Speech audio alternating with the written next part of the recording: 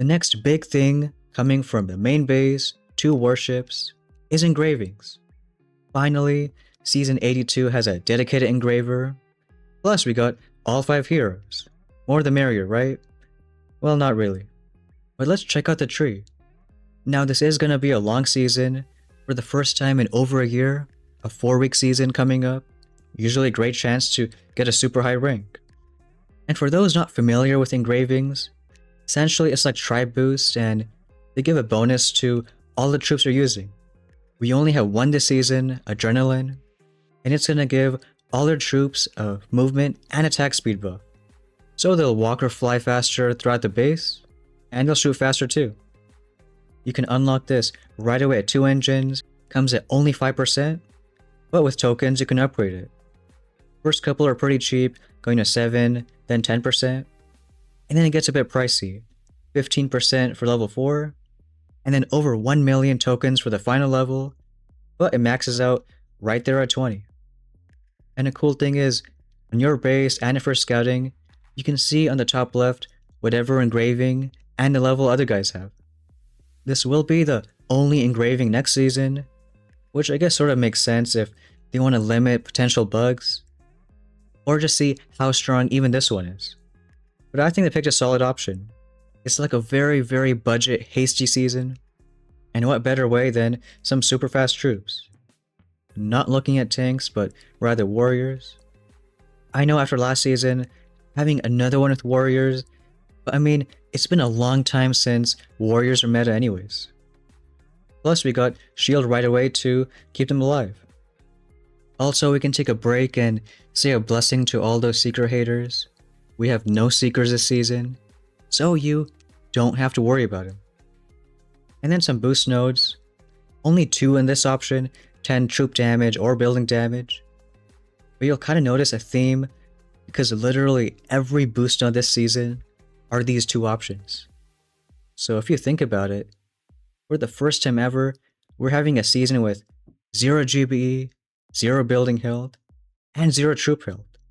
It's literally either troop damage or building damage. So how crazy are things gonna get? We showed a bit of 2 engines right there, and looks like we need some tech level. That might be a bit of an issue if you want to rush ahead this season. But usually you have enough tokens to upgrade a few things. If not, I mean, shield is strong, maybe not those 10% troop damages. But once you go to 3 engines, it opens up a bit. And we got our first of the 5 heroes.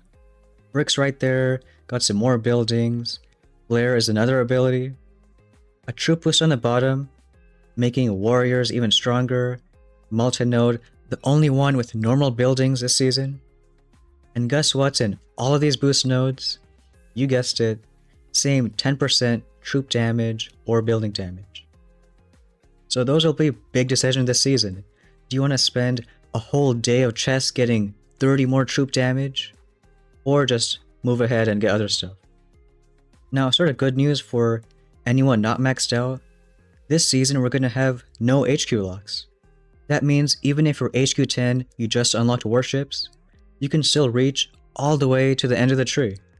So that, plus the fact that it's a 4-week season, would be the best chance for you to get your highest finish.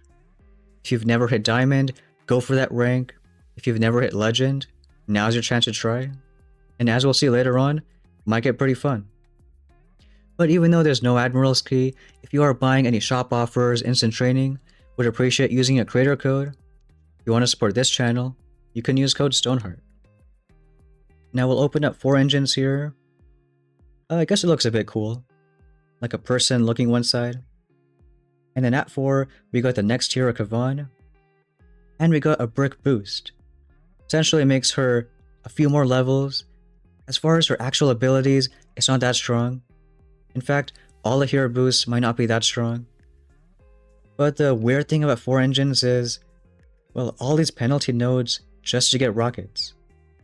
We know how strong rocket launchers are, and if you want to get them, you gotta minus some of your GBE or building health.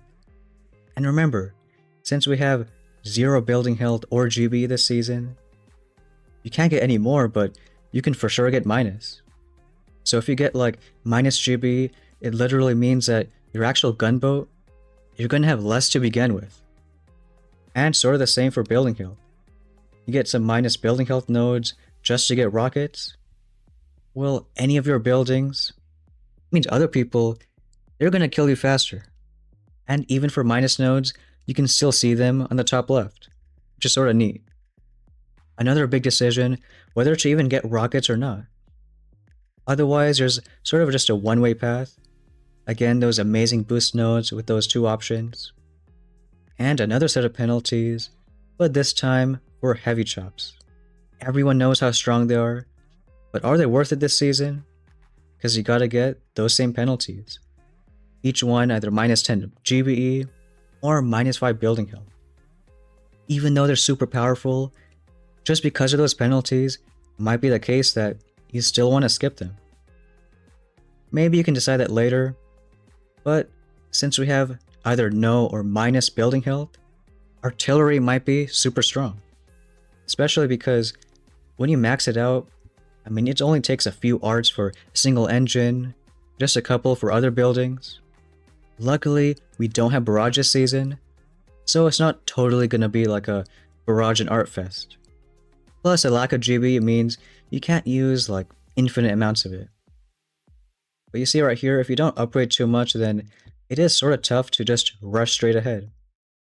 But once you go to 5 engines, arguably the best deck of the season, because there's a lot of dead ends. Some on the right side with that choke point, some on the left. And at 5 engines, you got the next hero Sparky, plus a Kavan boost, and then a few other troops, one of the 2 protos this season. You can choose maybe classic heavy Zukas, or get some other defenses, and we won't even bother showing it because you know what's in these boost nodes. But then when we open up 6 engines, maybe we finally get the best hero of the season. The deck is sort of worse because that left side opens up, but with all these dead ends and gaps, what better than a flying hero? So maybe at 6 engines, Rudy's gonna be strong, especially because all that troop damage you may want to get from these boost nodes, it means a second ability bomb stuff, well, it's gonna do crazy damage.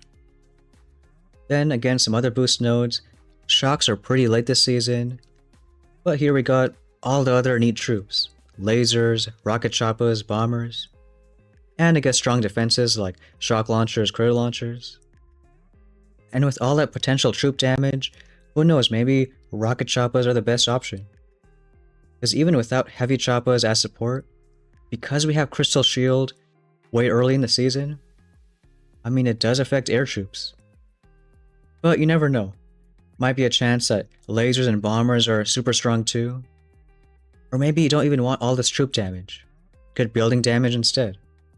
In any case, this whole tree is relatively cheap because it's a 4-week season. So even if you get a bunch of random stuff or, I guess, mistakes, you can still comfortably finish the tree. That's what 7 ER looks like. Hardly any difference from 6. This ramp just opens up a little on the right side. And while we get no new troops at 7, you got some cool abilities. Critters, another proto, but we got Cryobomb and Remote Hack. So a lot of abilities this season, and some really strong ones too. With the final hero Bullet right here, he's the only hero without a hero boost this season, just all by his lonesome. But that's really the end of it. There's no 8 engines like we thought, because the last 2 times we had a 4-week season, we had 8 engines in the whole tree. But here, the tree is a bit shorter, so you could probably argue it's an upside. It means most people can finish, even if they stay in like Iron rank the whole way through. We'll go ahead and just get all troop damage nodes for fun. There's like 22 of them, so each one being 22 keys, it's gonna take a while to add all that up. And assuming that you get no penalties, you can ignore the minus 10 building health, minus 10 GB, but you literally have 1 or 2 boosts this season. I think it's gonna be good to stack it all into one type, so either 220 troop damage, or change everyone to building damage, and have 220 building damage. That with max rocket launchers might be pretty strong. we'll still do tech tree guides and have an account with no instant training to try to choose a path that's easiest, most fun, and ones where you don't gotta swap too much. And we hardly even mentioned, but the whole season will have adrenaline. Maybe not fully noticeable the whole way through, but still a nice bonus.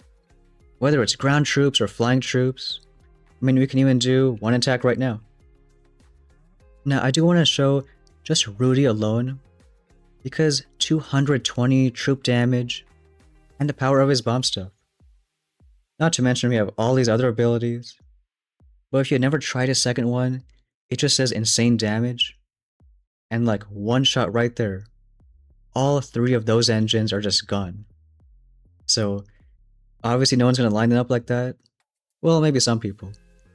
But any sort of buildings or engines, even at the max out level, I mean, that's all it takes. I think it's more fun too, at least more fun than a bunch of building damage. And if Rudy is the meta, then we know how well rocket choppas pair with him. But regardless, it is again a long 4-week season, plus no HQ locks on engines, so I'd say for any level player, even free to play, really try and just have your highest finish. Even if you don't like warships, it would be cool to have in your profile what your best rank was.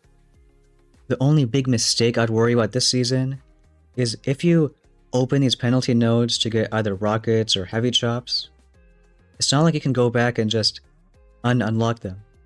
So maybe hold off on them, potentially for the whole season, because if you get it, then there's no turning back. But let me know what you guys think with all the weird boosts this season, the fact that we have an engraving finally in Warship, and how it might change things. But that's going to be it for today's video. Thanks for watching, and I'll see you next time.